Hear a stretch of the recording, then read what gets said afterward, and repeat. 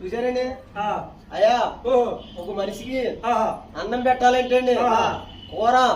మంచి రుచిగా వండాలనిపిస్తుందండి